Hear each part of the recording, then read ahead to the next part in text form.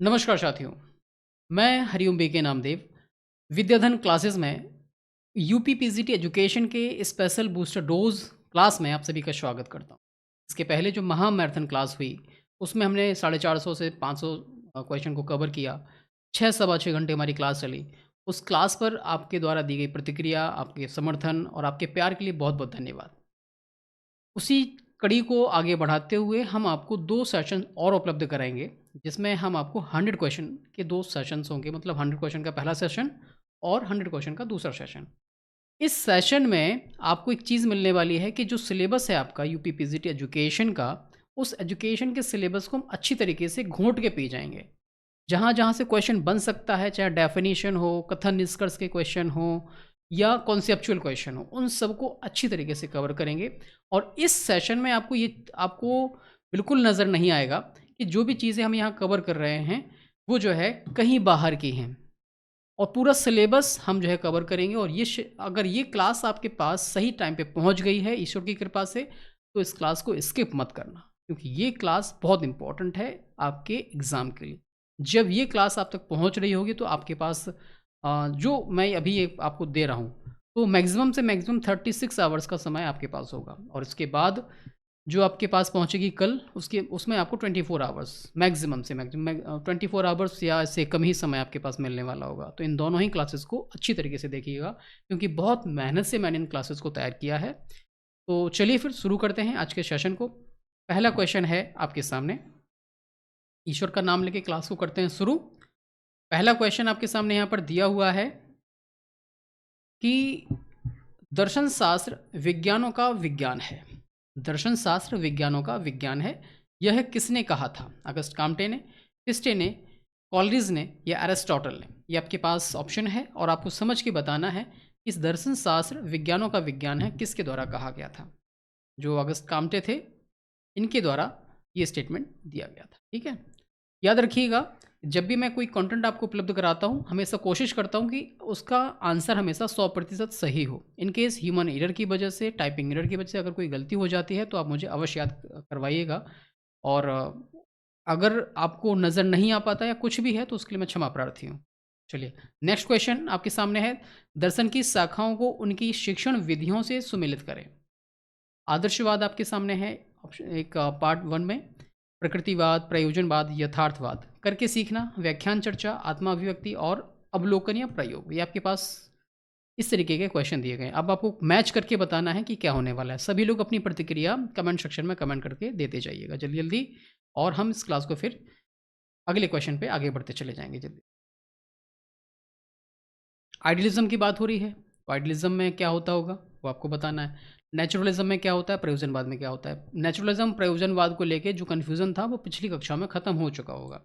प्रयोजनवाद में हम क्या करते हैं, लर्निंग बाय डूइंग करते हैं। और इसके बाद जो प्रकृतिवाद है, जिसे नेचुरलिज़्म कहते हैं, बच्चा आत्म अभिव्यक्ति करता है। उसके लिए हम नेचर में उसको छोड़ देते हैं, नेचर उसको सिखाता है।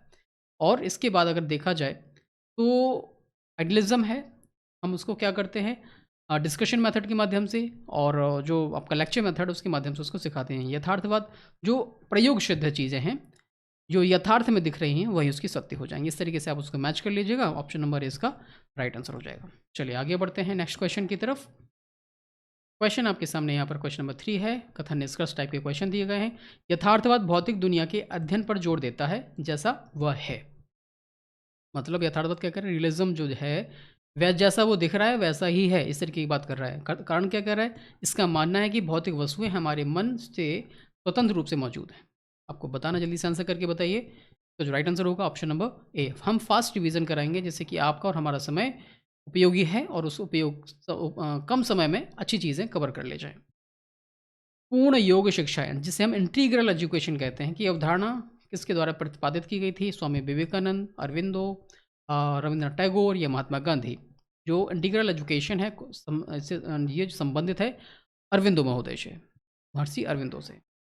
चलिए, अब यहाँ पर क्वेश्चन नंबर आपके पास 5 आपके सामने यहाँ पर दिया गया है। क्वेश्चन नंबर 5, इस शैक्षिक समाजशास्त्र की कौन सी शाखा, शैक्षिक समाजशास्त्र की कौन सी शाखा सामाजिक स्तरीकरण से संबंधित है? ये शैक्षिक समाजशास्त्र की बात हो रही है और पूछ रहा है कि सामाजिक स्तरीकरण, सोशल स्ट्रैटिफिकेशन की बात हो रही है, किससे संबंधित है? ये संस्थागत समाजशास्त्र से है, व्याख्यात्मक समाजशास्त्र से है, व्यापक समाजशास्त्र से है, राजनीतिक समाज शास्त्र से है। क्योंकि बात हो रही है सोशल स्ट्रैटिफिकेशन की, तो ये बात हो जाएगी, ये कोरिलेट कर जाएगा आपका एक तरीके से मैक्रो सोशियोलॉजी में, क्योंकि यहाँ पर ये सारी चीज़ें इंक्लूड हो जाती हैं। चलिए आगे बढ़ते हैं नेक्स्ट क्वेश्चन की तरफ। थॉर्नडाइक के प्रभाव का नियम, जिसे लॉ ऑफ इफेक्ट कहते हैं, सीखने के किस प्रकार की निकटता से संबंधित है? शास्त्रीय अनुबंधन, क्रिया प्रसूति अनुबंधन, अंतर्दृष्टि अधिगम या अव्यक्त अधिगम? ये बात हो रही है थॉर्नडाइक का जो लॉ ऑफ इफेक्ट है वो सीखने के किसके निकट है? क्योंकि आपने देखा होगा जब आपने ऑपरेंट कंडीशनिंग थ्योरी को पढ़ा होगा, तो उन्होंने प्रभाव के नियम को आधार मानकर इसको आगे बढ़ाया था। तो ऑप्शन नंबर बी इसका ऑपरेंट कंडीशनिंग या क्रिया प्रसूति अनुबंधन, ये इसका राइट आंसर हो जाएगा।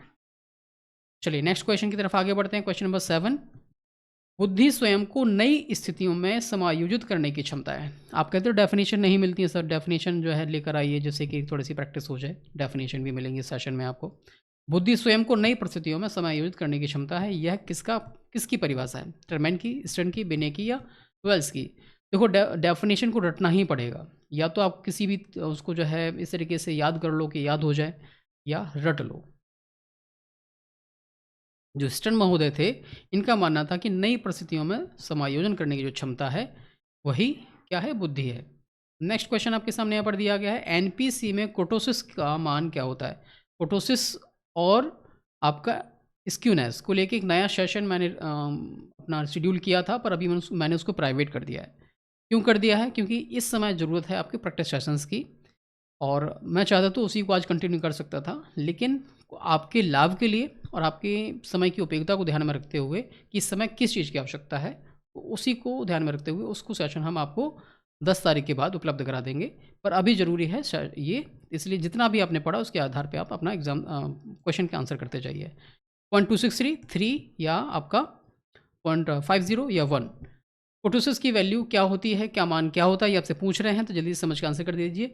0.263 जो कोटोसिस होती है, जो सामान्य वक्र होता है एनपीसी का, वो 0.263 पर होता है, क्योंकि वेल शेप्ड होता है एनपीसी।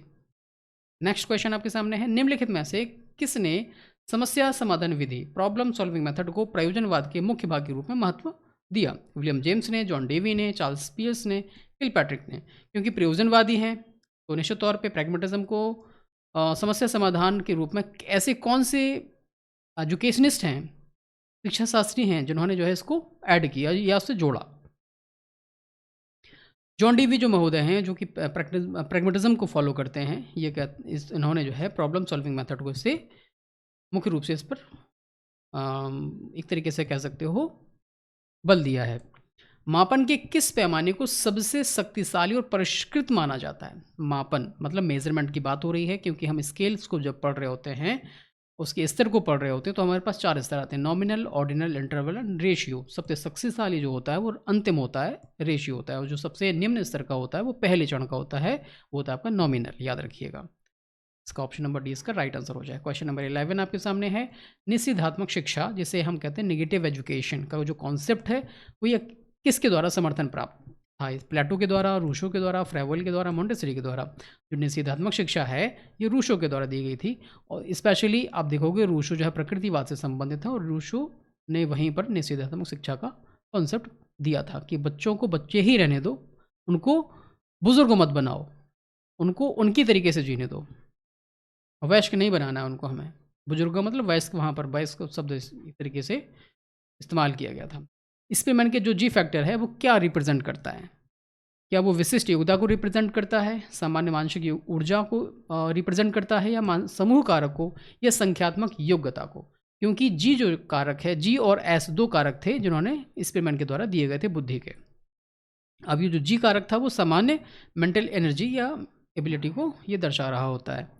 नेक्स्ट क्वेश्चन आपके सामने है, भारत में शिक्षा के 10+2+3 पैटर्न की सिफारिश सबसे पहले किस समिति ने की थी? क्योंकि हमें अच्छे से पता है कि कोठारी कमीशन 1964 में आया, मुदालियर कमीशन, राधाकृष्णन आयोग, या सार्जेंट रिपोर्ट, ये आपके पास आपकी बात हो रही है। तो सबसे पहले आप देखोगे 10+2+3 जो कोठारी कमीशन के द्वारा बोला गया कि इसको लाना चाहिए, ये पैटर्न को, इस पैटर्न को हमें क्या करना चाहिए, फॉलो करना चाहिए। और आगे चल के फिर इसको स्वीकार भी किया गया। फिर आप वर्तमान समय में जो नई शिक्षा नीति आई है वो 34 वर्ष बाद आई है और पैटर्न को बदल दिया गया है। 5+3+3+4 कर दिया गया है। अब बात आ रही है जो आपका विचरण गुणांक है, सीवी है, जैसे कोएफिशिएंट ऑफ वेरिएशन कहते हैं, का फॉर्मूला क्या है? S D upon mean into 100, mean upon S D into 100, S D upon mean, या मीन इंटू एस डी। क्योंकि बात हो रही है विचरण गुणांक की, तो इसका जो फॉर्मूला होता है वो S D upon mean into 100 होता है। चलिए नेक्स्ट क्वेश्चन आपके सामने है कि प्रक्षेपी तकनीक, जिसमें प्रोजेक्टिव टेक्निक्स हैं, का उपयोग किसके मापन के लिए किया जाता है? प्रोजेक्टिव टेक्निक्स की बात हो रही है, अच्छे से पता होना चाहिए। इंटेलिजेंस, आपका पर्सनैलिटी, इंटरेस्ट या एटीट्यूड। जो प्रोजेक्टिव टेक्निक्स होती हैं वो पर्सनैलिटी को रिप्रेजेंट करती हैं। पर्सनैलिटी को हमें अगर चेक करना है तो प्रोजेक्टिव टेस्ट का हम सहारा ले सकते हैं। टेस्ट या टेक्निक्स का सहारा ले सकते हैं। याद रखिए, टेक्निक्स और टेस्ट में बहुत डिफरेंस है। टेक्निक्स के अंदर ही टेस्ट आते हैं। सामान्य संभाव्यता वक्र एनपीसी में मीन मीडियन मोड की का एक तरीके से कह सकते हो क्या स्थिति है?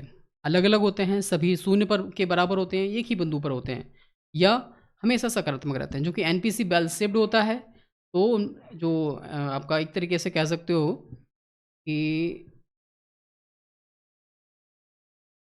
मीन मीडियन मोड की स्थिति एक जगह स्थित होती है, और ये कभी कहीं मिलते नहीं हैं, अनंत पर मिलते हैं, और अनंत किसी ने देखा नहीं है। और ये तो मिलता है, ये इधर मिलेगा, है ना? लेकिन ये दोनों कोने कभी नहीं मिलते हैं, ये दोनों हमेशा आगे बढ़ते रहते हैं। ये इसका ऑप्शन नंबर सी इसका राइट आंसर हो जाएगा। आप लोग आंसर करते रहिएगा। मानक विचलन किसका माप है? स्टैंडर्ड डेविएशन की जो माप है वो किसको मेजर करता है?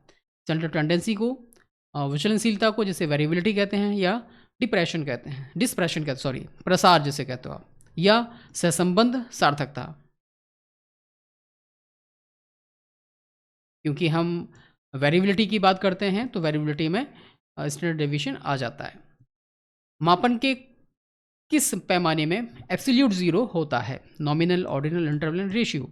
रेशियो लेवल का जो आपका मापन होता है, जिसमें भौतिक विज्ञान, गणित जैसी जो गणनाएं, अगर उच्च स्तरीय गणनाएं करनी है तो हम जो है रेशियो लेवल का इस्तेमाल करते हैं। एब्सोल्यूट ज़ीरो यहाँ पर इसलिए पाया जाता है। नेक्स्ट क्वेश्चन आपके सामने है, क्वेश्चन नंबर 19। रचनात्मक मूल्यांकन मुख्य रूप से उपयोग किया जाता है, जो फॉर्मेट एवेल्यूएशन है वो कहाँ यूज़ करते हैं? प्रमाणन के लिए, शिक्षण के दौरान प्रगति की निगरानी करने के लिए, अंतिम चयन के लिए, छात्रों की रैंकिंग के लिए।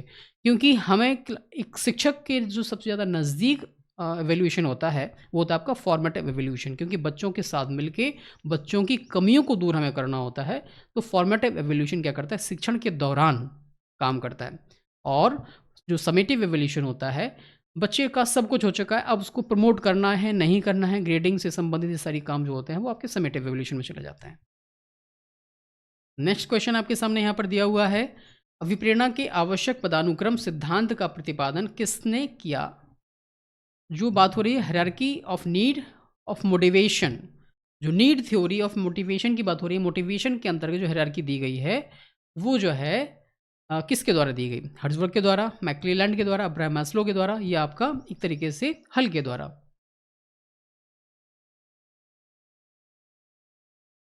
देखो, नीड थ्योरी ऑफ मोटिवेशन कह सकते हो, तो वो दी गई थी आपके अब्राहम मैस्लो के द्वारा। 5 चरण बताए थे। अब इसके बारे में डिटेल में हम अभी इस समय नहीं पढ़ेंगे, क्योंकि डिटेल पढ़ने का अभी समय नहीं है। मुस्लिम शिक्षा काल में बिस्मिल्लाह संस्कार जो होता है, बिस्मिल्लाह खाने की जो रस्म होती है, किस आयु में होती है? 4 वर्ष 4 माह 4 दिन, 5 वर्ष 5 माह 4 दिन, 7 वर्ष या 12 वर्ष? ये जो होती है वो 4 वर्ष 4 माह 4 दिन में बिस्मिल्लाह खाने की रस्म होती है। ठीक है, याद रखिएगा। नेक्स्ट क्वेश्चन आपके सामने है, क्वेश्चन नंबर 22। किस आयोग ने भारत में ग्रामीण विश्वविद्यालय की स्थापना की सिफारिश की थी? ग्रामीण विश्वविद्यालय की बात की जाए तो ग्रामीण विश्वविद्यालय की जो सबसे पहले सिफारिश की थी वो थी राधाकृष्णन आयोग। क्योंकि 1948 में जो भारत की जो परिस्थितियाँ थी, उस समय की आवश्यकता थी कि हमें जो है जिस क्षेत्र में हम हैं उस क्षेत्र के अनुसार हमें शिक्षा मिलती रहे। वास्तविक तौर पर ग्रामीण की जो एक तरीके से कह सकते हो कि आय के जो स्रोत थे वो गाँव से ही निकल सकते थे सबसे अच्छे। और अगर ऐसा होता, उस समय होता, तो निश्चित तौर पे और आगे चल के इन चीज़ों को फॉलो भी किया गया। ग्रामीण अंचल में जो भी महाविद्यालय, विश्वविद्यालय खोले गए, वहाँ पर कृषि शिक्षा को बढ़ावा दिया गया। बच्चों को कहा गया कि कृषि शिक्षा की तरफ अपना रुझान बढ़ाइए और आगे चल के हरित क्रांतियाँ, है ना? ये सारी चीज़ें देखने को आपको मिली भी होंगी, पढ़ने को भी मिला होगा। चलिए आगे बढ़ते हैं। विद्यालय समाज का एक छोटा रूप है या लघु रूप है। यह कथन किसका है? फ्रॉवेल का, रूसो का, डीवी का या किलपैट्रिक का? क्योंकि विद्यालय जो है वो समाज का लघु रूप है। ये स्टेटमेंट बहुत प्रसिद्ध है, जॉन डीवी के द्वारा ये दिया गया था। नेक्स्ट क्वेश्चन आपके सामने है, थोड़ा-सा लेंथी है, थोड़ा-सा इसको मिनिमाइज़ कर लें, जिससे कि पूरा क्वेश्चन आपको दिख जाए। निम्नलिखित में से संवैधानिक प्रावधानों को उनके संदर्भ के साथ सुमेलित कीजिए। आपके पास कुछ 4 आर्टिकल यहाँ पर दिए गए हैं, मतलब अनुच्छेद दिए गए हैं और यहाँ पर आपको मैच करना है कि अनुच्छेद 45 में क्या है, अनुच्छेद 28 में क्या है, 350 में क्या है, 46 में क्या है। क्योंकि अनुच्छेद 45 हम लोग कई बार डिस्कशन कर चुके हैं, तो ये ईसीसीई से जुड़ा हुआ है, याद रखिए। ठीक है? ये किससे जुड़ा है? ईसीसीई से ये जुड़ा हुआ है। अब आपके पास 3 आर्टिकल रह गए, 28, 350 और 46। अगर याद है तो कोई बात नहीं, लेकिन आप थोड़ा-सा भी दिमाग पे जोर डालेंगे तो आप इसको कर ले जाएँगे, क्योंकि क्वेश्चन हम कई बार कर चुके हैं। अब बात आती है बी की। तो बी जो है वो क्या करता है? रिलीजियस एजुकेशन की बात करता है, जो आपके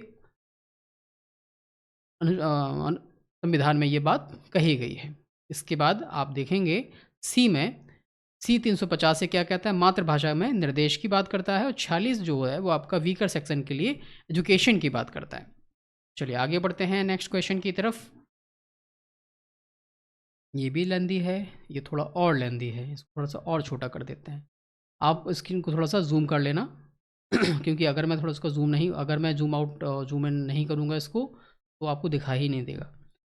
कथन निष्कर्ष का क्वेश्चन है, स्किनर के क्रिया प्रसूति अनुबंधन में नैमित्तिक अनुबंधन के रूप, जो स्किनर का ऑपरेंट कंडीशनिंग थ्योरी है, उसको आप कह सकते हो कि नैमित्तिक अनुबंधन के रूप में भी जाना जाता है। जैसे इसको जो कहते हैं इंस्ट्रूमेंटल कंडीशनिंग भी कहते हैं इसको। और कारण क्या है? शुद्धिकरण प्राप्त करने के लिए जीव की प्रक्रिया एक निमित्त साधन होती है। क्या ये दोनों सही हैं? उसकी व्याख्या सही है, या दोनों सही हैं और व्याख्या सही नहीं है, या ए सही है और गलत है, या दोनों गलत हैं? अब देखेंगे दोनों ही सही हैं, अपने स्थान पर दोनों ही सही हैं और उसकी व्याख्या भी सही है। तो ऑप्शन नंबर ए इसका राइट आंसर हो जाएगा। चलिए आगे बढ़ते हैं क्वेश्चन नंबर 26 की तरफ। 26 क्वेश्चन नंबर है, एनपीसी के संदर्भ में विषमता का मान होता है। जो एनपीसी है, नॉर्मल प्रोबेबिलिटी कर्व, उसमें स्क्यूनेस की क्या वैल्यू होती है? आपसे पूछ रहे हैं। 1 होती है, 5 होती है, 0 होती है या 2.63 होती है? यहाँ पर कन्फ्यूजन क्रिएट हो जाता है जब आप स्क्यूनेस और टोटोसिस में फंस जाते हैं कि 2.63 जो वैल्यू है वो किसकी होती है ना? क्योंकि हमें अच्छे से पता है स्क्यूनेस जो है वो अपने आप में 0 होती है, क्योंकि जो आपका एनपीसी है, जो एनपीसी है वो किस फॉर्म में है आपका? वेल शेप्ड है, तो वहाँ पर 0 स्क्यूनेस हो जाएगी। चलिए ये क्वेश्चन थोड़ा-सा गड़बड़ कर गया है। चलिए यहाँ पर हम क्वेश्चन को पहले पढ़ लेते हैं। क्वेश्चन को पहले यहाँ पर हम पढ़ लेते हैं अच्छे से, फिर आगे बढ़ते हैं अगले इसके ऑप्शन की तरफ। क्वेश्चन क्या कह रहा है? परिकल्पना परीक्षण के लिए उपयोग किए जाने वाला गैर पैरामीट्रिक परीक्षण कौन सा है? नॉन पैरामीट्रिक टेस्ट की बात हो रही है, तो निश्चित तौर पे हमें ये जल्दी से ऑप्शन समझ में आ जाएगा। टी टेस्ट, अनोवा, का स्क्वायर टेस्ट और फैफ टेस्ट। जो टी टेस्ट है, अनोवा है, एफ टेस्ट है, ये सारे आपके पैरामीट्रिक में आते हैं। का स्क्वायर टेस्ट आपका नॉन पैरामीट्रिक में इंक्लूड किया जाता है। 28 की तरफ आगे बढ़ते हैं कि बुद्धि में जी कारक और एस कारक की अवधारणा किसके द्वारा दी गई थी? जी कारक से संबंधित हम पहले क्वेश्चन लगा चुके हैं अभी, तो निश्चित तौर पे वो जल्दी से आ जाएगा। स्पेमैन इसका राइट आंसर हो जाएगा। नेक्स्ट क्वेश्चन आपके सामने है, सहसंबंध की प्रोडक्ट मूवमेंट विधि को किस रूप में जाना जाता है? मतलब प्रोडक्ट मूवमेंट जो कोरिलेशन है वो किससे संबंधित है? स्पेमैन के रो से, या रो ये ऐसे बनाते हैं इसको, स्पेम पियर्सन के आर से, कैंडल टाउ से, या बिंदु विभाजन से, पॉइंट वाइज सीरीज से, किससे रहने वाला है ये? आपको जल्दी से समझ के बताना है। जो पियर्सन आर है, इसके मैंने आपको एक बार और बताया था, पी से पी को ऐड कर दो तो याद हो जाएगा ये। पी से पी को, ये भी गड़बड़ हो गया। चलिए, एमील पुस्तक के लेखक कौन हैं? अगर बताया आपने, बता दिया होगा। प्लेटो, अरस्तू, रूशो या पेस्टोलॉजी? इसका आंसर जो हो जाएगा आपका रूशो। चलिए आगे बढ़ते हैं क्वेश्चन नंबर 31 की तरफ। क्वेश्चन नंबर 31 आपके सामने है, गैने के पदानुक्रम में सीखने का उच्चतम स्तर क्या है? S S C V D C R P, ये उसका रेशियो एक क्रम है। और क्रम में सबसे पहले है, सबसे लास्ट में प्रॉब्लम सॉल्विंग। प्रॉब्लम सॉल्विंग सबसे उच्चतम चरण माना जाता है। नेक्स्ट क्वेश्चन आपके सामने है, प्रतिभाशाली बच्चों के लिए जो आईक्यू की सीमा आमतौर पर किसके ऊपर मानी जाती है? क्योंकि गिफ्टेड चिल्ड्रन की बात हो रही है तो निश्चित तौर पे उसका जो आईक्यू लेवल 100 होना चाहिए, 110 होना चाहिए, 140 या 190 के ऊपर होना चाहिए। जो गिफ्टेड चाइल्ड होते हैं उनका जो आईक्यू है वो 140 से ऊपर ही पाया जाता है, याद रखिएगा। ये भी क्वेश्चन, चलिए कोई बात नहीं, ये दो क्वेश्चन ये गड़बड़ हुए हैं, अब इनमें यही रहने वाला है शायद सिस्टम, पीडीएफ बनने में ये गड़बड़ हो गया है। किसी परीक्षण में विश्वसनीयता से क्या तात्पर्य होता है, ये आपसे पूछ रहे हैं। उसमें क्या देखने को मिलता है जब किसी परीक्षण में विश्वसनीयता हो? सटीकता, प्राप्तांकों की निरंतरता या अर्थपूर्णता या आपकी व्यावहारिकता। क्योंकि इसकी एक विशेषता होती है रिलायबिलिटी की, कि जो हम माप रहे हैं उसमें स्टेबिलिटी होनी चाहिए, कंसिस्टेंसी होनी चाहिए, एक तरीके से निरंतरता होनी चाहिए। आज नापा वही रिजल्ट आया, आज से 14 दिन बाद नापेंगे तब भी वही आना चाहिए। प्रासंगिक अंतर्बोध परीक्षण जिसे टीएटी कहते हैं किसके द्वारा पेश किया गया था? रोशा, मरे या मॉर्गन, आलपोर्ट या कटल? क्योंकि टीएटी की बात हो रही है तो टीएटी मॉर्गन और मोरे के द्वारा ये दिया गया था। चलिए आगे बढ़ते हैं, क्वेश्चन नंबर 35। यदि मीन की जो वैल्यू है वो 30 है, देखिए मीन की जो वैल्यू है वो 30 है और आपकी मीडियन की जो वैल्यू है वो 28 है, तो आपको बहुलांक मतलब मोड क्या होगा? फॉर्मूला मैं बता रहा हूँ, जल्दी से समझ के बताइए। 3 मीडियन माइनस 2 मीन, ये होता है फॉर्मूला। 3 median -2 mean. जल्दी से सॉल्व करिए और बताइए।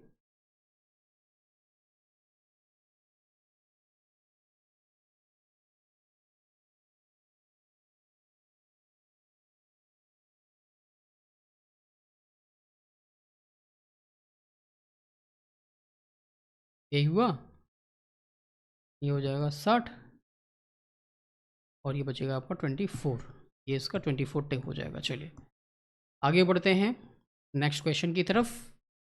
क्वेश्चन है आपके सामने, बिना सुदृढ़ीकरण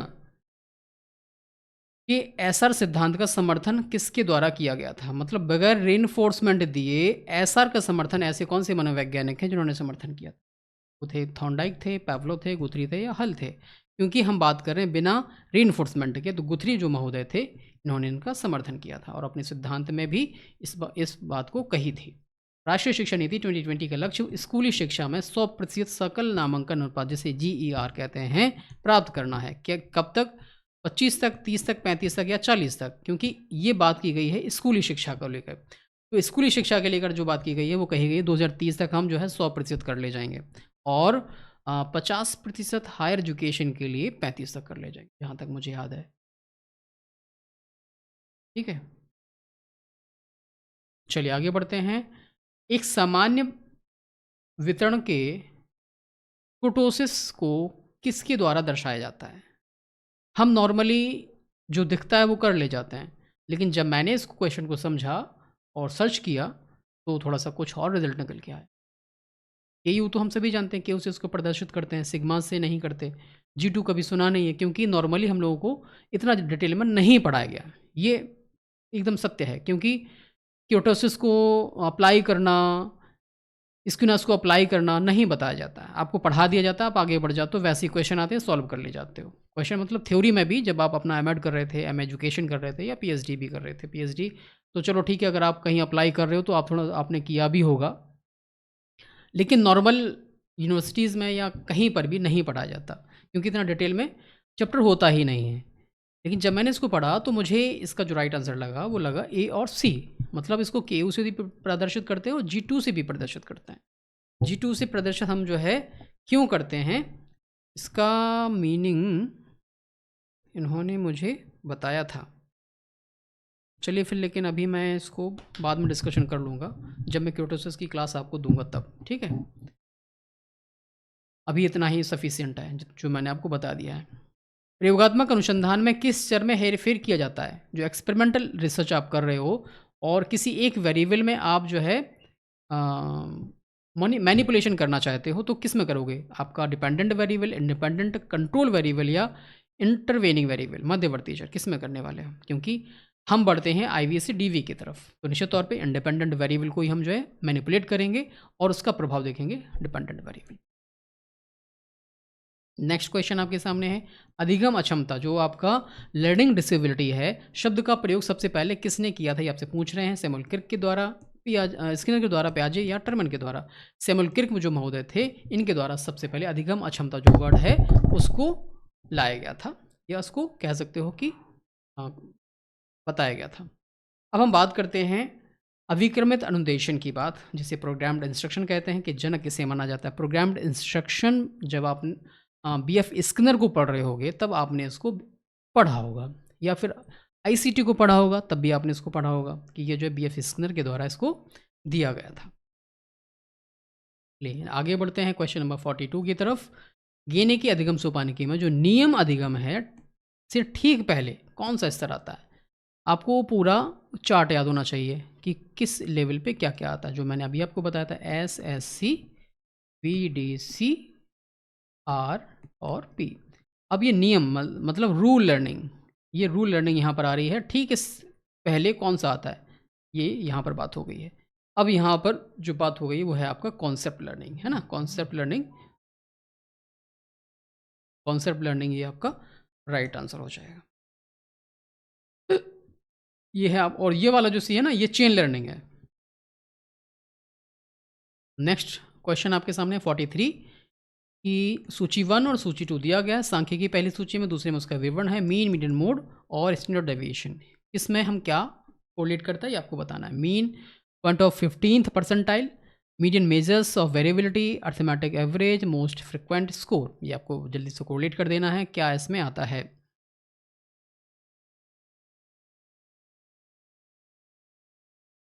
मीन को हम अर्थमेटिकल एवरेज से भी कहते हैं, ठीक है, याद रखिएगा। मीन को अर्थमेटिकल एवरेज से भी कहते हैं। और आपका जो मोड है वो क्या जाएगा, मोस्ट फ्रिक्वेंट स्कोर, जो मोड है मोस्ट फ्रिक्वेंट स्कोर में चला जाएगा। और जो स्टैंडर्ड डेविएशन है, एसडी है, मेजर्स ऑफ वेरिएबिलिटी में चला जाएगा। और मीडियन है पॉइंट ऑफ 15th परसेंटाइल में चला जाएगा। ऑप्शन नंबर ए इसका राइट आंसर हो जाएगा। चलिए आगे बढ़ते हैं। नेक्स्ट क्वेश्चन, आप लोग कमेंट करते रहिएगा।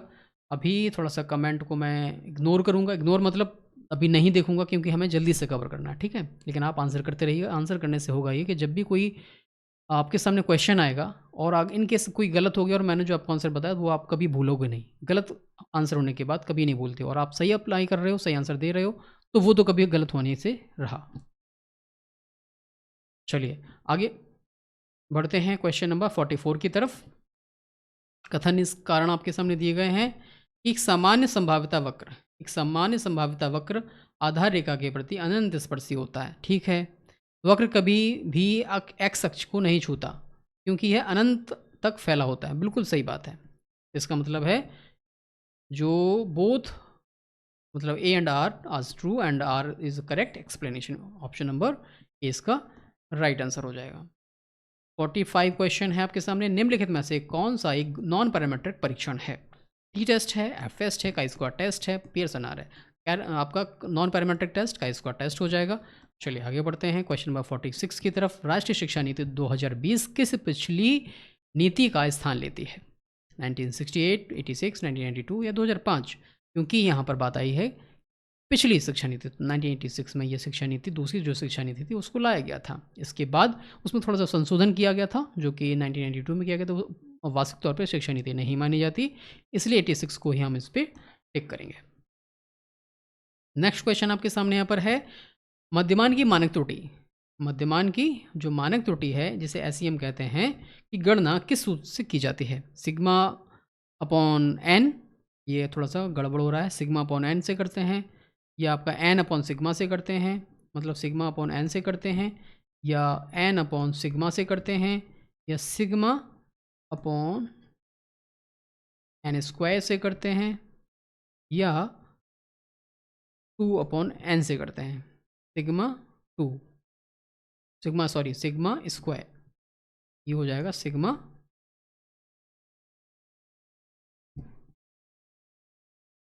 Sigma 2 upon N. किससे करते हैं जल्दी से बता दीजिएगा। जो सिग्मा अपॉन एन है, इससे हम मीन जो मध्यमान की मानक त्रुटि को पता करते हैं। याद रखिएगा, मानक त्रुटि के लिए अलग से एक अपना चैप्टर है, उस पे अगर आप पढ़ लेंगे तो वहाँ से क्लियर हो जाएंगी ये सारी त्रुटियाँ। याद करने में थोड़ा सा दिक्कत होती है क्योंकि नॉर्मली इसको यूज़ नहीं किया जाता है, नहीं करते हैं, तो आपको सिर्फ याद ही करना होता है। नॉर्मली यूज़ नहीं करने का मतलब ये कि नॉर्मली यूज़ नहीं करवाया जाता कि कैसे इसका यूज़ करना है, इसलिए वो चीज़ें हमारे बिहेवियर में नहीं होती हैं इसलिए। चलिए आगे बढ़ते हैं। शैक्षिक दार्शनिकों को उनके कार्य और अवधारणाओं से सुमेलित कीजिए। फ्रॉवेल, मॉन्टेसरी, ब्रूनर या Gandhi. Discovery method, kindergarten, basic education या डायडेक्टिक एपरेटस। देखिए, अब पहली बात तो है कि गांधी जी आ गए, तो बेसिक शिक्षा से इनको तुरंत जोड़ दो। ठीक है, अब बात आती है यहाँ पर ब्रूनर की, तो डिस्कवरी मेथड यहाँ पर इनके साथ कोरिलेट कर दो, और मॉन्टेसरी डायडेक्टिक जो एपरेटस हैं इनसे जोड़ दो, फ्रॉवेल किंडरगार्टन से जोड़ दो, है ना। अब जो यहाँ पर एक बात सबसे इम्पोर्टेंट ये है कि आपको ये चीज़ देखनी है कि डायडेक्टिक एपरेटस का मतलब होता है कुछ ऐसी एपरेटस जिसमें बच्चे खुश होके खेलें। मॉन्टेसरी क्या कहते हैं? मॉन्टेसरी पद्धति में भी तो यही आता है कि बच्चों को खेल का बगीचा बना के दे दो, इस एक तरीके से कि बच्चा जो जहाँ वो बैठ रहा है और जो पढ़ाया जा रहा है वो वैसा ही हो। अगर ए फॉर एप्पल उसे पढ़ाया जाए तो एप्पल जैसी ही उसकी चेयर बन जाए, ये चीज़ उसको सिखानी होती है। चलिए नेक्स्ट क्वेश्चन आपके सामने, क्वेश्चन नंबर 49 आपके सामने है यहाँ पर। बुद्धि अमूर्त चिंतन करने की योग्यता है। अमूर्त चिंतन करने की योग्यता किसके द्वारा ये कहा गया था? टर्मन, बिने, वेशलर या स्पीयरमैन। क्योंकि अमूर्त चिंतन करने की योग्यता तो टर्मन महोदय के द्वारा ये स्टेटमेंट दिया गया था। यहाँ पर हम डिस्कशन कर लेते हैं हमारे कुछ कोर्सेज़ के बारे में। एक बात मैं आपको याद दिला दूँ कि वर्तमान समय में हमारे यहाँ पर बहुत सारे कोर्सेज चल रहे हैं जो कि आपके लिए बहुत इंपॉर्टेंट हैं, और ये क्यों इंपॉर्टेंट है इसको हम डिस्कशन कर लेते हैं।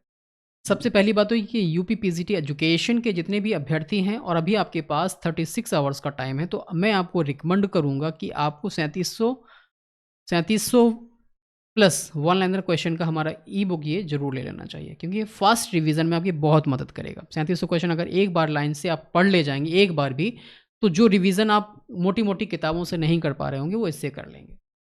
प्रैक्टिस तो आप कर ही रहे हैं, लेकिन आपका ये लेना बहुत ज़रूरी है, और ये बहुत महंगा नहीं है। सिर्फ इतना है कि हमारे एप्पल प्लेटफॉर्म का खर्चा निकल आए और जो टाइपिंग का खर्चा निकलता है वो निकल आए, सिर्फ इतना ही है। इसके बाद आती है कि जो बच्चे आगे चल के जीडीसी का एग्ज़ाम देने वाले हैं, या जो साथी आगे चल के जीडीसी का एग्ज़ाम देने वाले हैं और साथ ही साथ विज्ञापन संख्या 51 में बीएड का एग्ज़ाम देने वाले हैं, तो उनके लिए बहुत बड़ी खुशखबरी कि आचार्य लाइव प्रो हमारा बैच लॉन्च हो चुका है, और आचार्य गोल्ड हमारा जो है लॉन्च हो चुका है। आचार्य लाइव और प्रो में डिफरेंस क्या है मैं आपको क्लियर कर देता हूँ। आचार्य लाइव प्रो जो हमारा बैच है, ये आपको लाइव सेशन भी इसमें आपको मिलेंगे, हम लाइव डिस्कशन हम लोग करेंगे, और जो आचार्य गोल्ड है इसमें लाइव सेशंस नहीं रहेंगे। जो हमारे पहले से वीडियोस बने हुए हैं वो आपको रिकॉर्डेड वीडियोस मिल जाएंगे, स्टडी नोट्स मिलेगा, 100 प्रैक्टिस सेट आपको मिलेंगे, और 7500 वन लाइनर क्वेश्चन का ई बुक आपको इसमें मिलेगा। यही चीज़ इसमें भी रहने वाली है, लाइव प्लस रिकॉर्डेड क्लासेस मिल जाएंगी, स्टडी नोट्स और 100 प्रैक्टिस सेट मिलेंगे, और 7500 से ज़्यादा वन लाइनर क्वेश्चन का जो ई बुक है वो आपको इसमें मिल जाएगा। इन दोनों में डिफरेंस ये है कि इसमें आपको आचार्य लाइव प्रो में लाइव क्लासेस मिल जाएंगी, और आचार्य गोल्ड में आपको रिकॉर्डेड क्लासेस मिलेंगी। और लेकिन लाइव के साथ साथ आचार्य लाइव प्रो में आपको लाइव भी मिलेंगी और रिकॉर्डेड भी मिलेंगी। रिकॉर्डेड तो जैसे ही आप ज्वाइन करोगे तुरंत मिल जाएंगे, लाइव सेशन हमारे शेड्यूल हो जाएंगे कि हमें कब क्या क्या पढ़ना है, उस तरीके से हम लोग इसको कवर करेंगे। और जो साथी पहले से अपनी प्रिपरेशन कर रहे हैं और उन्हें लगता है कि आपको कहीं कोर्स ज्वाइन करने की आवश्यकता नहीं है, तो मैं आपको रिकमेंड करूँगा कि आप हमारे मॉक टेस्ट को और इस ई बुक को जरूर लीजिएगा, क्योंकि मॉक टेस्ट आचार्य टेस्ट मास्टर के नाम से हमारा ये कोर्स लॉन्च हो चुका है, और आचार्य एडू डाइजेस्ट के नाम से हमारी ये ई बुक लॉन्च हो चुकी है। तो आप चाहें तो उसको ज्वाइन कर सकते हैं। इन सबको ज्वाइन करने का सिंपल तरीका है कि आप हमारे इस क्यूआर कोड को स्कैन कर लीजिएगा। और जो साथी आगे चल के यूपीटीटी 2026 का एग्जाम देने वाले हैं, उनके लिए स्पेशली सीडीपी चैंपियन बैच को लॉन्च कर दिया, क्योंकि 30x30 को हम फॉलो कर रहे हैं। इसमें आपको 100+ वीडियोस मिल जाएंगे, कंप्रिहेंसिव पीडीएफ नोट्स मिल जाएंगे, 30 सीडीपी फुल लेंथ आपको मॉक टेस्ट मिलेंगे, 100 विजुअल आपको पोस्टर्स मिलेंगे, और डेली लाइव प्रैक्टिस सेशंस आपको इसमें मिलते रहेंगे। साथ ही साथ जो हमारी सीडीपी कैप्सूल मास्टर एडिशन 2026 की ई बुक है, जिसमें 5100 क्वेश्चन रखे गए हैं, ये इस बैच में फ्री ऑफ कॉस्ट मिल जाएगी। इसलिए मैं आपको रिकमेंड करूंगा कि आपको इसको जरूर ज्वाइन करना चाहिए।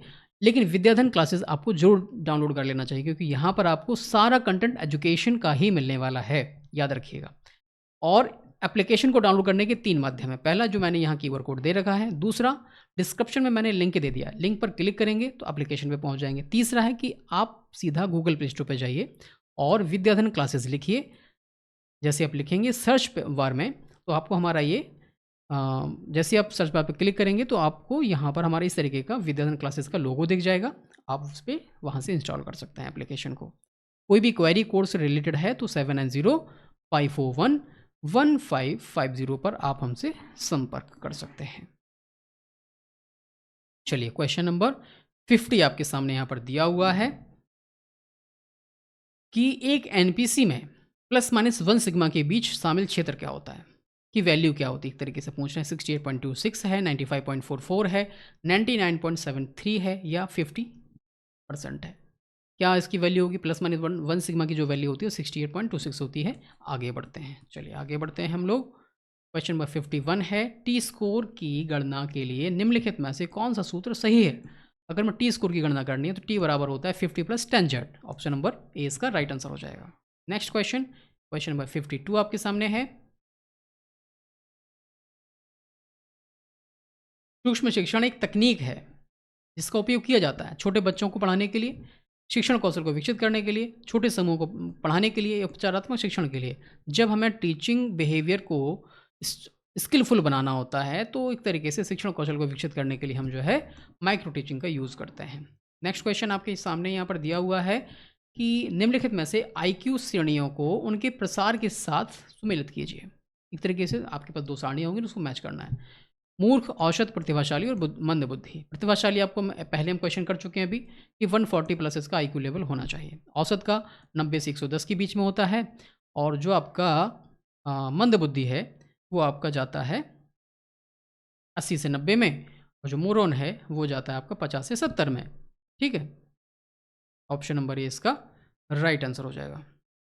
चलिए आगे बढ़ते हैं क्वेश्चन 53 पर, 54 पर।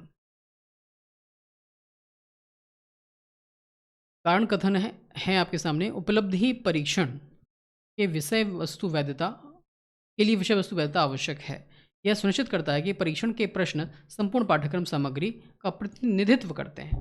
कंटेंट वैलिडिटी की यहाँ पर बात हो रही है क्योंकि यहाँ पर कंटेंट वैलिडिटी इसलिए भी ज़रूरी होती है क्योंकि जो परीक्षण बनाया गया है क्या पूरे पाठ्यक्रम को रिप्रेजेंट कर रहा है या नहीं, दोनों ही सही है, इसलिए इसके ऑप्शन नंबर ए इसका राइट आंसर हो जाएगा। चलिए आगे बढ़ते हैं क्वेश्चन नंबर 55 की तरफ। 2 से अधिक मध्यमानों के बीच अंतर ज्ञात करने के लिए किस सांख्यिकीय परीक्षण का उपयोग हम करते हैं।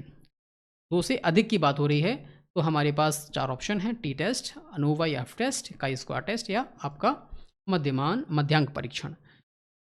ये आपसे पूछ रहे हैं, इसमें ऐसी कोई बाध्यता नहीं है कि आपको पैरामीट्रिक या नॉन पैरामीट्रिक बताना है, पर आपको पता होना चाहिए कि 2 से अधिक परीक्षण जो होते हैं वो इसमें हम किस तरीके का यूज़ करते हैं। जो आपके पास अनोवा होता है, ये जिसे हम एफ टेस्ट भी कहते हैं, उसमें हम जो है 2 से अधिक परीक्षणों की मध्यमानों के अंतर की सार्थकता ज्ञात कर सकते हैं। बुद्धि सामंजस्य करने, सीखने, अमूर्त चिंतन करने की क्षमता होती है। याद रखिएगा, क्वेश्चन आ जाए कि बुद्धि सामंजस्य करने की योग्यता है तब भी वही होगा, सीखने की योग्यता है तब भी वही होगा, अमूर्त चिंतन करने की योग्यता है तब भी वही होगा। याद रखना ये बात। तो जल्दी से समझ के बता दीजिएगा। ये आपके टर्मन महोदय है, यही टर्मन महोदय जो है परेशान करते हैं बार बार डेफिनेशन ला के। परिकल्पना परीक्षण में टाइप 1 त्रुटि कब होती है। परिकल्पना परीक्षण में टाइप 1 त्रुटि कब होती है, इसको हम क्वेश्चन को कई बार लगा चुके हैं। जब हमारे पास सत्य शून्य परिकल्पना अस्वीकृत हो जाती है तब हम जो है टाइप 1 एरर लगाते हैं, उसको कहते हैं। ऑपरेशन ब्लैक बोर्ड किस नीति का परिणाम था। 1968, 86, 2005, 2020। ब्लैक बोर्ड की बात हो रही है, ऑपरेशन ब्लैक बोर्ड की 86 में इसको लाया गया था और 88 में इसको लागू कर दिया गया था। एक तरीके से 86 की जो पॉलिसी थी उसमें इसको लाया गया और 87 में 88 में इसको लागू कर दिया गया। 88 ही क्वेश्चन ऑप्शन इसका राइट आंसर हो जाता है। एक धनात्मक रूप से विषम, हाँ यहाँ पर बहुत फंसने वाला क्वेश्चन है ये थोड़ा सा। वितरण में केंद्रीय प्रतिमान का क्रम होता है जो आपका सेंट्रल टेंडेंसी है, और पॉजिटिवली स्क्यूड की बात हो रही है। पॉजिटिवली जो स्क्यूड बनता है वो एक तरीके से ये बनता है, ठीक है ना। और थोड़ा सा इसको थोड़ा सा ऐसे कर देते हैं, ऐसे बनता है, ठीक है। ये मीन होता है, ये मीडियन होता है और ये होता है आपका सिर्फ मोड। 3 भागों में ये एक तरीके से बटा होता है।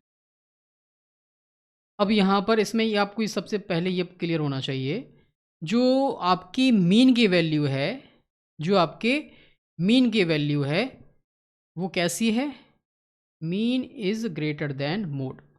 Mode is greater than, sorry, mean is greater than median और median is greater than mode. ये आपका रहता है यहाँ पे। और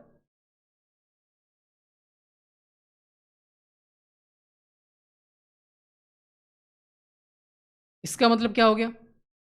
इसका मतलब ये हो गया कि जो मीन है और वो जो है इस यहाँ पर सबसे बड़ा होता है और जो मोड होता है उसके पास सबसे कम स्कोर्स देखने को यहाँ पर मिलते हैं, ठीक है। लेकिन इस स्मॉल ग्रेटर देन और स्मॉल देन इस तरीके की जो आपके जो सिंबल्स हैं, ये याद रखिएगा बस। इनको आपने थोड़ा-सा भी इधर-उधर किया, ये आपको परेशान कर ले जाएँगे। जैसे कि मैंने यहाँ पर लगाया, ये मोड हम किस जो मैं याद करता हूँ, वो इस तरीके से याद कर लेता हूँ। मोड हो गया, मीडियन हो गया, फिर मीन हो गया। तो पहले मैं इस पे टिक कर रहा था, क्योंकि वो क्रम ये जा रहा था। लेकिन मैंने जब बाद में देखा, इसके जो सिंबल हैं, सिंबल थोड़े-से इधर-उधर होने वाले हैं, है ना?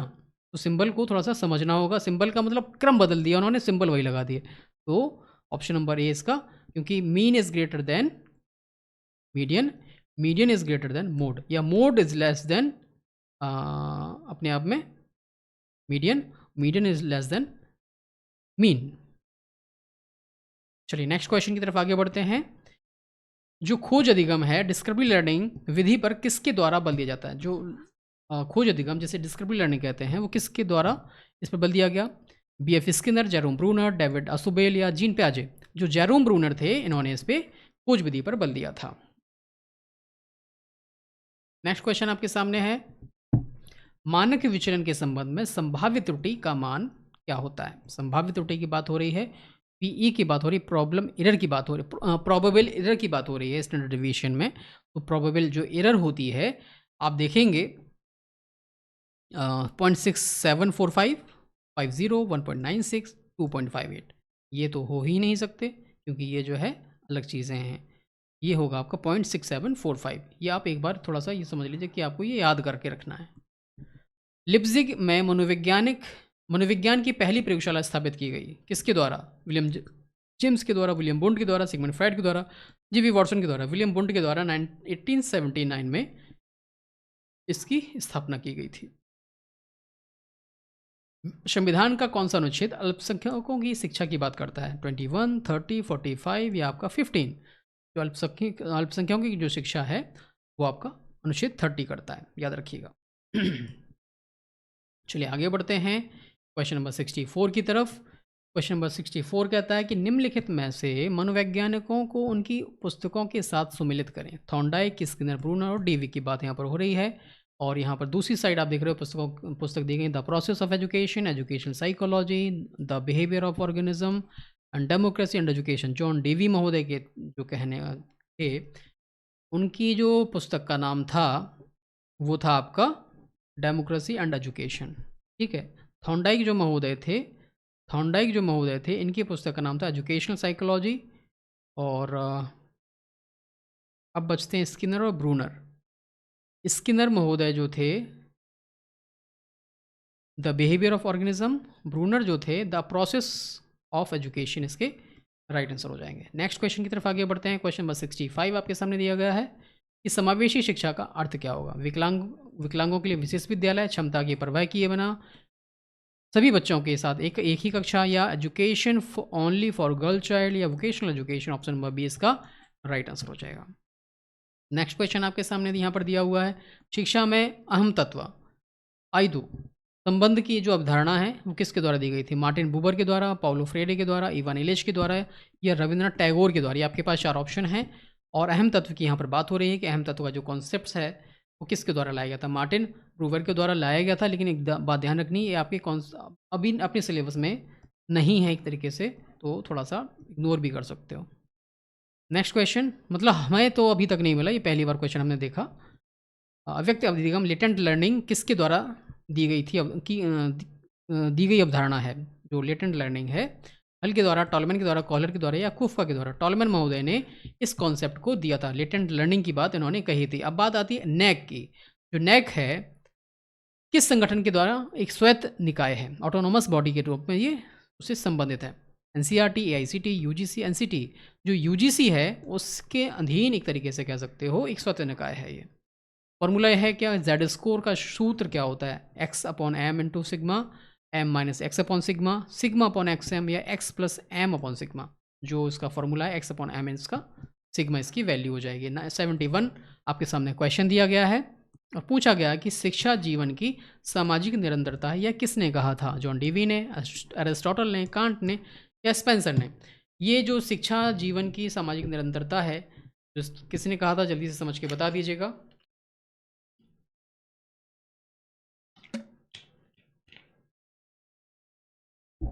ये जो स्टेटमेंट था वो था आपका जॉन डीवी का।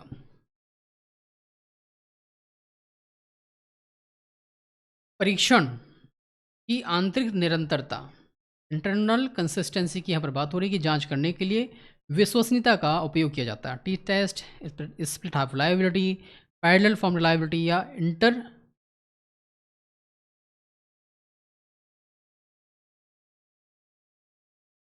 ये थोड़ा सा गलत हो गया, चलिए 72 का आंसर करिए।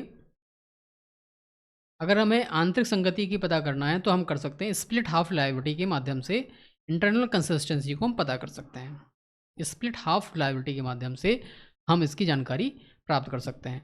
गेने के पदानुक्रम में संकेत अधिगम किस सिद्धांत पर आधारित है। गेने का जो पदानुक्रम है, जो हम कई बार चर्चा भी कर चुके हैं, 2 क्वेश्चन सॉल्व कर चुके हैं, वो किस पर बेस्ड है।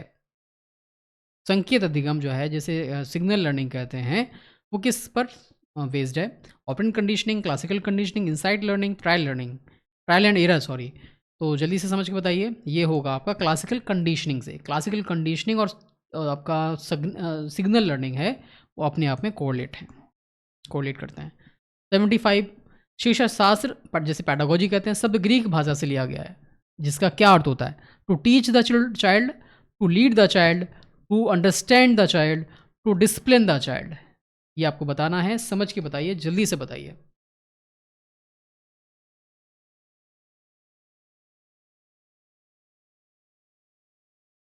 ये है आपका टू लीड द चाइल्ड या children, to lead the children, क्योंकि हम पेडागोजी में क्या बताते हैं, बच्चों को कैसे पढ़ाना है, और सही तरीके से पढ़ा ले गए तो आपका ज्ञान, एक शिक्षक का ज्ञान सार्थक माना जाता है। नहीं तो ऐसे तो ज्ञान ही बहुत हैं।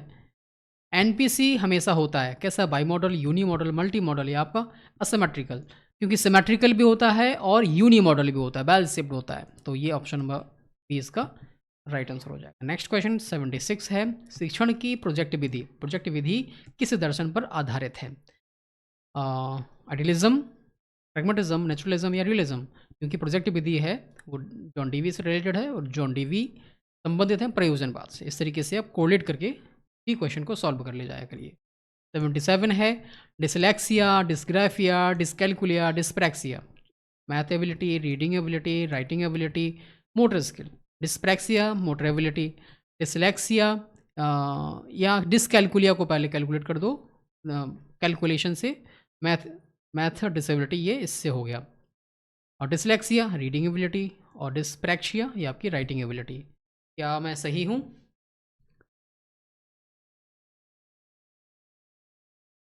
ठीक है, तो नंबर ए इसका राइट आंसर हो जाए। चलिए नेक्स्ट क्वेश्चन की तरफ आगे बढ़ते हैं। 78 क्वेश्चन नंबर है, संचयी आवृत्ति वक्र को किस नाम से भी जाना जाता है। किस नाम से जानते हैं हम, और किस नाम से जानते हैं, हिस्टोग्राम, ओजाइव, फ्रीक्वेंसी पॉलीगन या बार चार्ट। जो आपका क्यूमुलेटिव फ्रीक्वेंसी कर्व होता है उसमें, उसको हम जो ओजाइव के नाम से भी जानते हैं। नेक्स्ट क्वेश्चन है आपके सामने, इंपॉर्टेंट है, द स्कूल एंड सोसाइटी के लेखक कौन है। जॉन डीवी हैं, फ्रॉवेल हैं, पेस्टोलॉजी या मॉन्टेसरी है। और ये इंपॉर्टेंट है, कई बार हम डिस्कशन कर चुके हैं, कई बार आप लगा चुके हो, कई बार आप पढ़ चुके होगे। जॉन डीवी इसका राइट आंसर है। चलिए नेक्स्ट क्वेश्चन आपके सामने है, एक मानक सामान्य वितरण में मीन का मान क्या होता है। जो एक मानक सामान्य वितरण की बात हो रही है, याद रखिएगा, मानक सामान्य वितरण मतलब एनपीसी में जो मीन की वैल्यू क्या होती है, ये आपसे पूछ रहे हैं। 1 होती है, 0 होती है, 100 होती है, 50 होती है। जो मीन की वैल्यू होती है वो होती है 0, और जो मीडियन की वैल्यू होती है वो होती है 1। जो मीडियन की वैल्यू होती है 1। ये और यहाँ से क्वेश्चन बनता ज़रूर है, चाहे वो आपका असिस्टेंट प्रोफेसर हो, वहाँ तो इस तरह के क्वेश्चन ज़रूर आते हैं। और जब आयोग ने अपनी अलग ही तरीके की स्ट्रेटजी को फॉलो कर रहा है, तो निश्चित तौर पे पीजीटी में भी उसी तरह के क्वेश्चन मिलेंगे जैसे कि असिस्टेंट प्रोफेसर एजुकेशन में देखने को मिले थे। ठीक है ना? कठिनाई स्तर अपनी चरम पे होगा, क्वेश्चन को सॉल्व अच्छे से करना होगा, बस ये ध्यान रखिए।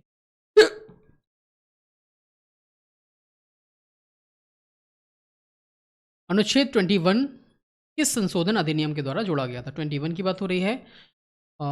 42nd amendment, 46th amendment, 44th amendment, 73rd amendment, ये 86 अमेंडमेंट के तहत इसको जोड़ा गया था। नेक्स्ट क्वेश्चन आपके सामने है 82। Match the following commission which their chairman, university education commission DS Kothari है, या यहाँ पर जो है सेकेंडरी एजुकेशन कमीशन 64, और national knowledge commission Sam Pitroda. देखो NKC जो थी बिल्कुल सही कोरिलेट है इससे, और 1964 DS कोठारी हो जाएगा, सेकेंडरी एजुकेशन मुदालियर हो जाएगा माध्यमिक शिक्षा आयोग से, और जो यूनिवर्सिटी एजुकेशन कमीशन है वो S राधाकृष्णन हो जाएंगे। इसको हम कोरिलेट कर ले जाएंगे, इस तरीके से मैच कर लीजिएगा, आंसर उसका हो जाएगा। प्रयोगात्मक अनुसंधान में जिस चर में हम हेरफेर करते हैं उसको क्या कहते हैं? डिपेंडेंट, इंडिपेंडेंट, एक्सट्रेनियस वेरिएबल या कंट्रोल वेरिएबल। देखो जिस चर में हम हेरफेर कर रहे होते हैं वो हमारा इंडिपेंडेंट वेरिएबल कहलाता है। शायद ये क्वेश्चन हम पहले भी कर चुके हैं। चलिए नेक्स्ट क्वेश्चन, ऑप्शन अलग थे लेकिन उसके। सीखने का चिन्ह अधिगम या चिन्ह सार्थकता सिद्धांत किससे संबंधित है? साइन लर्निंग जो थ्योरी थी किससे संबंधित थी? टॉलमैन से। साइन लर्निंग थ्योरी टॉलमैन से संबंधित थी, इसलिए हम सीधा बगैर कुछ सोचे समझे टॉलमैन पे लगा दो। ठीक है, आज के इस सेशन में आपको मज़ा आ रहा है कि नहीं, एक बार मुझे कमेंट सेक्शन में कमेंट करके जरूर बताइएगा। ये जो सेशन है बहुत इंपॉर्टेंट है, एग्ज़ाम को हम आपके सिलेबस को घोल के पिला रहे हैं, ये मान के चलिए। पूरा सिलेबस के हर एक पॉइंट को टच किया जा रहा है हर जगह से। सहसंबंध का मान -1 है, क्या दर्शाता है? -1 की बात हो रही है, याद रखिएगा। Perfect positive correlation, perfect negative correlation, no correlation या मॉडरेट कोरिलेशन। जो आपका -1 है मतलब perfectly negative correlation, option number 20 का राइट आंसर हो जाएगा। नेक्स्ट क्वेश्चन 86 है। केस स्टडी विधि मुख्य रूप से उपयोग किया जाता है एक व्यक्ति का गहन अध्ययन करने के लिए, लार्ज ग्रुप सर्वे करने के लिए, finding to the mean of population, या एक्सपेरिमेंटल वेरिफिकेशन। जब हम केस स्टडी करते हैं तो किसी एक संस्था पर, एक व्यक्ति पर, या एक समस्या पर, एक समूह पर करते हैं और उसकी डीप स्टडी करते हैं, गहराई के तह में जाके अध्ययन कर रहे होते हैं। 87 है। मनोविज्ञान मानव प्रकृति का अध्ययन है। मनोविज्ञान मानव प्रकृति का अध्ययन है, यह किसने परिभाषित किया था? बोरिंग ने, वेस्टर्न ने, स्किनर ने, या पिल्सबरी ने? इसका जो राइट आंसर है वो आपका बोरिंग महोदय के द्वारा ये स्टेटमेंट दिया गया था। नेक्स्ट क्वेश्चन 88 आपके सामने है। हम जो है अपने सेशन के खत्म होने की नज़दीक हैं। क्वेश्चन आपके सामने, द्विकारक सिद्धांत जिसे हाइजीन मोटिवेशन किसके द्वारा प्रतिपादित किया गया था? 2 फैक्टर थ्योरी ऑफ मोटिवेशन की बात यहाँ पर हो रही है। मैस्लो, हर्ट्जबर्ग, मैकलेलैंड या ब्रूम। जो हर्ट्जबर्ग हैं उनके द्वारा 2 फैक्टर थ्योरी दी गई थी। और जो मुझे लगता है ये क्वेश्चन, इस टाइप का क्वेश्चन जो है हमने महामैराथन क्लास में भी लिया था। जिन बच्चों ने अभी तक महामैराथन क्लास को नहीं देखा है, फास्ट फॉरवर्ड मोड में जाइए जल्दी से, इस क्लास के ख़त्म होने के बाद उसको भी देख लीजिएगा, क्योंकि वो जो है उसमें 450 से 500 क्वेश्चन होंगे। 450-500 के लगभग पूरा सेशन था वो, और उसको फास्ट फॉरवर्ड मोड में आज ही देख डालिए, क्योंकि कल आपको समय इसका नहीं मिलने वाला। एक एनपीसी में ±3 सिग्मा के भीतर का क्षेत्र क्या होता है? 95.44, 99.73, 68.26 या 100? ±1 सिग्मा की जो वैल्यू हम लोगों ने अभी डिस्कशन की थी वो थी 68.26। ठीक है, ±2 सिग्मा की जो वैल्यू होती है 95.44। ±3 सिग्मा की, मैं इसको ये इसलिए बता रहा हूँ, इम्पोर्टेंट है ये, 99.73, और ±3 के बाद ±4 सिग्मा की जो वैल्यू होती है 99.994, और ±5 सिग्मा की जो वैल्यू होती है 99.99। ये तो आप किसी ने नहीं बताया होगा, नोट कर लेना इसको। चलिए आगे बढ़ते हैं। औपचारिक यूजीसी औपचारिक रूप से किस वर्ष स्थापित किया गया था? 48 में, 53 में, 56 में या 61 में? देखो, ये क्वेश्चन थोड़ा-सा हम विवादित कहेंगे, क्योंकि बहुत सारे लोगों ने मेरे ऊपर आरोप लगाया था कमेंट सेक्शन में, कमेंट में कि सर आपको नहीं आता है तो मत बताइए। यूजीसी की स्थापना आपने 1956 बताई है, ये 53 में आ गया था, 3 में आ गया था, लेकिन संसद के एक विशेष अधिनियम के द्वारा इसको सही तरीके से काम करने के लिए 1956 में इसको लाया गया था। पूछा गया कि फॉर्मली, है ना? फॉर्मली एस्टैब्लिश्ड 1953 इसका राइट आंसर नहीं होगा, 1956 इसका राइट आंसर होगा। और कुछ साथी थे, हमारे ही साथी थे, वो अलग कहीं से नहीं हैं, तो मैं कहूँगा कि एक बार आप भी थोड़ा-सा किताबों के पेज पलट लीजिए, तो वहाँ से क्लियर हो जाएगा। अगर आपको नहीं मिलता है, तो सर्च करिए, मिल जाएगा, ठीक है? और आपको लगता है 53 में ही है, तो नंबर आप सामने देख ही रहे हो, तो यहाँ पर भी मुझे भेज देना, तो मैं भी अपनी नॉलेज में करेक्शन कर लूँगा। ऐसी कोई बात नहीं है कि मैं करेक्शन नहीं करूँगा। भाई नॉलेज तो हमेशा आप एक-दूसरे से लेते ही रहना चाहिए। नेक्स्ट क्वेश्चन आपके सामने है, महिला पुरुष के लिए मापन के किस पैमाने का उपयोग किया जाता है? मतलब लिंग के निर्धारण के लिए मापन का हम कौन-सा मापन यूज़ करेंगे? इस तरह यूज़ करेंगे, नॉमिनल, ऑर्डिनल, इंटरवल, रेशियो। जो सबसे निम्न स्तर का मापन होता है, जिसमें हम वर्गों में विभाजित कर सकते हैं, मेल, फीमेल हो गया, गरीब, अमीर हो गया, है ना? और पहली क्लास के बच्चे, दूसरी क्लास के बच्चे हो गए ये। आयु वर्ग के अकॉर्डिंग हम कह देंगे ये जो है 1 साल का बच्चा है, 2 साल का बच्चे हैं, इधर खड़े हो जाओ, उधर खड़े हो जाओ। तो उनमें किसी भी प्रकार का निम्न स्तर का मापन कहलाता है एक तरीके से, तो ये जो है कहलाएगा नॉमिनल में जाएगा ये। चलिए नेक्स्ट क्वेश्चन की तरफ आगे बढ़ते हैं। प्रकृति ही एकमात्र शिक्षक है, यह किसने कहा था? प्लेटो, रूसो, अरिस्टोटल, टैगोर। ये कहा गया था रूसो के द्वारा। क्यों कहा गया था? क्योंकि वो चाहते थे कि प्रकृति के माध्यम से ही बच्चा सही तरीके से सीखता है, और उन्होंने कहा भी था कि बच्चे को प्रकृति के अनुसार सीखने दो, प्रकृति उसको अच्छा सिखाएगी। चलिए आगे बढ़ते हैं। नेक्स्ट क्वेश्चन 93, मानसिक आयु, मेंटल एज जिसे कहते हैं, कि अवधारणा पहली बार अल्फ्रेड बिने के द्वारा किस वर्ष दी गई थी? 1905 में इन्होंने क्या बनाया था? बिने साइमन के साथ मिलकर एक टेस्ट बनाया था, और 1908 में ये वाला कॉन्सेप्ट इन्होंने दिया था। नेक्स्ट क्वेश्चन 94, निम्नलिखित में से कौन सा सापेक्षिक स्थिति का मापक है? मतलब रिलेटिव पोजीशन की बात हो रही है, मीन है, परसेंटाइल रैंक है, स्टैंडर्ड डेविएशन है, या रेंज है। रिलेटिव पोजीशन की बात जब आए तो तुरंत आप परसेंटाइल रेंज पे क्लिक कर देना। नेक्स्ट क्वेश्चन है आपके सामने, एनसीटीई मुख्य रूप से किसके मानकों के लिए जिम्मेदार है? Higher education, teacher education, technical education, या मेडिकल एजुकेशन? जब एनसीटी की बात आए कभी भी, तो तुरंत आप टीचर एजुकेशन की बात कर लीजिए, क्योंकि ये क्वेश्चन तो आपका कभी गलत होगा नहीं, क्योंकि आप शिक्षक बनने जा रहे हो, और इतना तो आपको पता ही होगा कि जो भी मानकों का निर्धारण होता है वो एनसीटी करती है। अभिक्रमित अधिगम किस सिद्धांत पर आधारित है? जो प्रोग्राम लर्निंग है वो किस पर बेस्ड है? एक्टिव रिस्पॉन्डिंग पर, स्मॉल स्टेप्स पर, इमीडिएट रेनफोर्समेंट पर, या ऑल ऑफ द अबव पर? देखिए, प्रोग्राम्ड इंस्ट्रक्शन में आपने जब देखा, पढ़ा, समझा होगा, तो वहाँ पर कही जाती है कि एक्टिव रिस्पॉन्डिंग की बात आती है कि बच्चा तुरंत रिस्पॉन्स करता है। स्मॉल स्टेप, छोटे छोटे भागों में उसके टास्क को डिवाइड कर दिया जाता है, और जैसे ही वो आगे सही काम करता है उसको तुरंत उसका रेनफोर्समेंट मिलता है। तो इसका मतलब ऑल ऑफ दीज इसका राइट आंसर हो जाएगा। ऑल ऑफ दीज इसका राइट आंसर हो जाएगा। चलिए आगे बढ़ते हैं नेक्स्ट क्वेश्चन की तरफ, 97 की तरफ। एक वितरण में Q1 की जो वैल्यू है दी गई है 20, और Q3 की जो वैल्यू है वो दी गई है 40। तो आपको निकालना है Q। तो Q निकालना है, तो Q का फॉर्मूला होता है Q3 माइनस Q1 अपॉन 2। कई बार डिस्कशन किया है, कई बार हमने इस पर सही टिक भी लगवाया आपको ऑप्शन में। तो जल्दी से अप्लाई कर दीजिएगा, आंसर निकाल दीजिएगा। Q3 आपका 40 है, ये 20 हो गया, ये 2 हो गया, ये आपका 20 हो गया। और छोटा इसलिए कर रहा हूँ, बहुत से लोगों को मैथ्स नहीं आती है, और ये हँसने वाली बात बिल्कुल भी नहीं है। यह जगह आपका 10।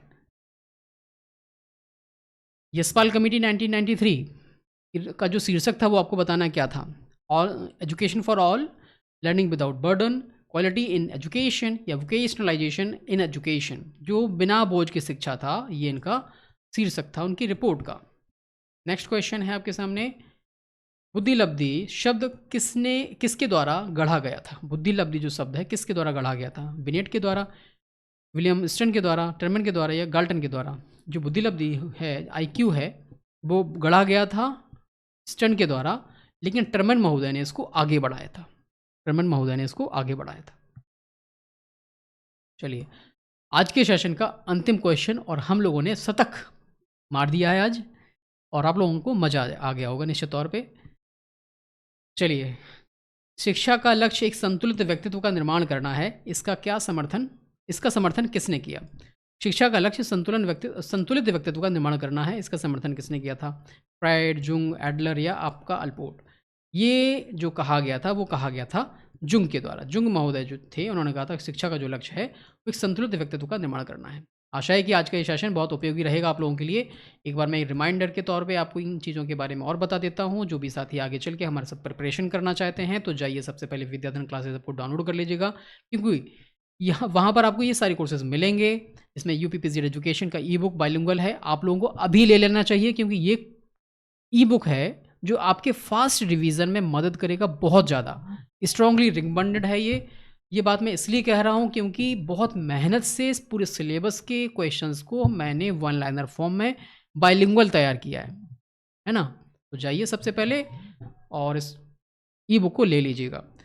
आगे चल के अगर आप विज्ञापन संख्या 51 बीएड के लिए, जीडीसी असिस्टेंट प्रोफेसर एजुकेशन के लिए, विज्ञापन संख्या 52 जो आने वाला है और जल्दी ही आएगा, उसके लिए आप तैयारी कर रहे हैं असिस्टेंट प्रोफेसर के लिए, तो आप हमारे इन बैचेस को ज्वाइन कर सकते हैं। आचार लाइव प्रो जो बैच होगा, उसमें आपको लाइव प्लस रिकॉर्डेड क्लासेस मिल जाएंगी, स्टडी नोट्स मिल जाएंगे, 100 प्लस आपको 100 प्रैक्टिस सेट मिलेंगे और 7,500 वन लाइनर क्वेश्चन का ई बुक आपको इसके साथ एडिशनली बेनिफिट के तौर पर दिया जाएगा। साथ ही साथ आचार गोल्ड जो बैच होगा, इसमें आपको रिकॉर्डेड जो है क्लासेस मिल जाएंगी, जो आपके वीडियोस होंगे उनको वो दे दिए जाएंगे। साथ ही साथ स्टडी नोट्स मिलेंगे आपको, 100 प्रैक्टिस सेट दिए जाएंगे, 7,500 वाला क्वेश्चन का एडिशनल बेनिफिट के तौर पे ई बुक आपको दिया जाएगा। और डाउट सॉल्विंग के लिए अगर आपका कोई डाउट होता है तो एप्लीकेशन में ही, आपके कोर्स में ही एक चैट सेक्शन का ऑप्शन मैंने रख रखा है। आप मुझे अपना डाउट बताइए, हम आपकी प्रॉब्लम का सॉल्यूशन ज़रूर करेंगे। ये डिपेंड करता है कि आपको कैसा और कौन सा ज्वाइन करना है, ये आपके ऊपर डिपेंड करता है।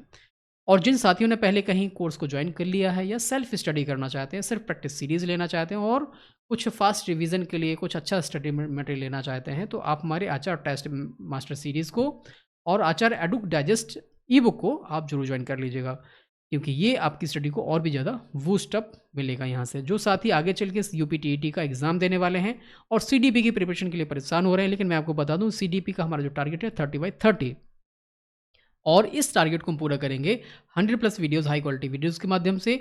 30 आपको full length CDP mock test मिलेंगे, कंप्रिहेंसिव पीडीएफ नोट्स मिलेंगे जो कि डाउनलोडेबल प्रिंटेबल होंगे, 100 विजुअल पोस्टर्स मिलेंगे जो क्विक रिवीजन में आपकी मदद करेंगे, एक पोस्टर एक आपका कॉन्सेप्ट। साथ ही साथ डेली लाइफ प्रैक्टिस सेशंस जो आपको मिल रहे हैं, इस तरीके से आपको लगातार मिलते रहेंगे। एडिशनली बेनिफिट क्या है कि आप देखोगे यहाँ पे कि 5100 क्वेश्चन का जो हमारा ई बुक है, ये आपको इसमें फ्री ऑफ कॉस्ट देखने को मिल जाएगा, पढ़ने को मिल जाएगा। आप उसको डाउनलोड कर सकते हैं, उसको प्रिंट भी करवा सकते हैं। इन सभी कोर्सेज़ को या यूजीसी नेट एजुकेशन के जो बच्चे प्रिपरेशन कर रहे हैं, उसका मैंने यहाँ पर नहीं दिया, क्योंकि अगर आप कर रहे हैं तो निश्चित तौर पे एप्लीकेशन पर जाएंगे तो वहाँ पर आपको देखने को मिल जाएगा। और इन सब के लिए विद्याधन क्लासेस ऐप को आपको डाउनलोड करना होगा। विद्याधन क्लासेस ऐप को डाउनलोड करने के 3 सिंपल तरीके हैं। पहला, ये जो क्यूआर कोड आप देख रहे हो इसको स्कैन कर लीजिएगा। स्कैन करके तुरंत आप हमारे एप्लीकेशन विद्याधन क्लासेस पर पहुंच जाएंगे। और दूसरा ऑप्शन है कि डिस्क्रिप्शन में मैंने लिंक दे रखा है विद्याधन क्लासेस ऐप का, उस पर क्लिक करेंगे तो पहुंच जाएंगे। तीसरा ऑप्शन है कि आप गूगल प्ले स्टोर पे विद्याधन क्लासेस लिख दीजिएगा। जैसे आप लिखेंगे तो आपको ये वाला ये वाला जो है आपको हमारा लोगो दिखेगा और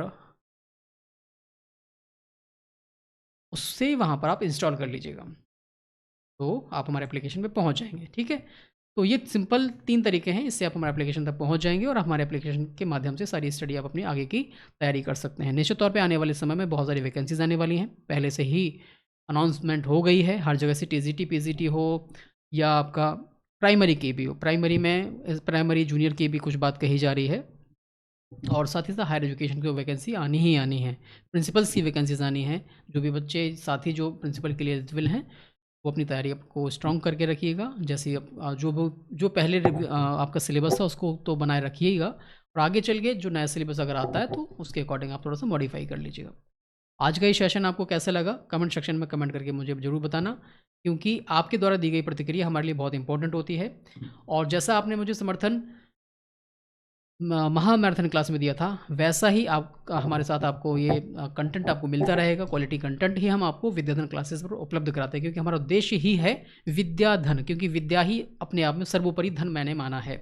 तो आपको ध्यान रखना है कि इस चैनल को आप सब्सक्राइब कर लेना, बेल आइकन को प्रेस कर देना, और ध्यान रखिएगा कि अगर आप हमारे इस चैनल पे पहली बार आए हैं तो कम से कम 10 लोगों के साथ शेयर जरूर कर देना, और खुद सब्सक्राइब कर लेना। उससे होगा कि जब भी मैं कोई नई वीडियो अपलोड करूँगा तो उसका नोटिफिकेशन आपको मिल जाएगा। और इसका जो दूसरा पार्ट है वो कल आपको जो टाइमिंग हमारी रहती है 8:15 उसका मिल जाएगा। उसकी प्रिपरेशन करने के बाद बढ़िया से तैयारी करके एग्ज़ाम दीजिएगा, और बगैर किसी टेंशन के, क्योंकि टेंशन से जो क्वेश्चन आ रहा होता है वो भी चला जाता है। ध्यान रखिएगा, बहुत मेहनत करके मैं तैयारी कर रहा हूँ आप लोगों के लिए। और हो सकता है कि 8 तारीख को क्लास तो आपको मिल जाएगी, 9 तारीख को क्लास आपको नहीं मिलेगी, 10 तारीख को क्लास हो सकता है ना मिले। लेकिन 9 तारीख की इवनिंग में संभवतः मैं लाइव आऊँगा, और डिस्कशन कर लेंगे कुछ पेपर को, और कैसा रहा किस तरीके का। ठीक है, चलिए फिर तैयारी में लग जाइए। ऑल द बेस्ट अगले आपके एग्ज़ाम के लिए। बहुत बहुत धन्यवाद आपके कि आप हमारे इस सेशन के साथ जुड़े। और ध्यान रखिएगा कि वीडियो अच्छा लगे तो वीडियो को लाइक कर देना, चैनल को सब्सक्राइब कर देना, बेल आइकन को प्रेस कर देना आगे की प्रिपरेशन के लिए, क्योंकि ये सिर्फ एक माध्यम है जिसके माध्यम से हम पीजीटी एजुकेशन के माध्यम से जुड़े हैं। आगे चल के आपको और भी प्रिपरेशन करनी है तो वो आपको मदद विद्याधन क्लासेस के माध्यम से मिलती रहेगी। कोई भी क्वेरी किसी भी कोर्स से संबंधित है तो 7905411550 पर आप हमसे संपर्क कर लेना, तो आपकी प्रॉब्लम का सॉल्यूशन वहाँ मिल जाएगा। या एप्लीकेशन के चैट सेक्शन में भी आप अपनी बात कहेंगे तो वहाँ से भी आपको प्रॉब्लम का सॉल्यूशन मिल जाएगा। मिलते हैं अगली क्लास में, तब तक के लिए नमस्कार, जय हिंद।